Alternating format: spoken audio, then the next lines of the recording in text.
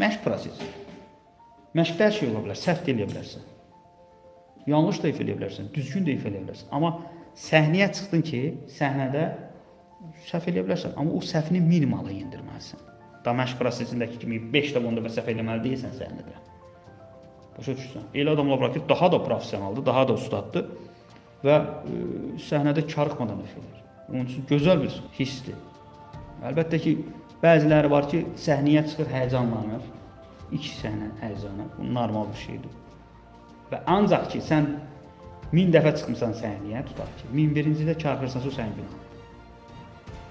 Karıxma ehtimalı, çaşma ehtimalı, yəni sıfıra gəlməlidir. Çünki dinləyici səndən onu gözləmir. Dinləyici səndən səhvsiz musiqi, səhvsiz ritm gözləyir. O da sən nəyinə nasıl dinləmə qabiliyyətinə, götürmə qabiliyyətinə.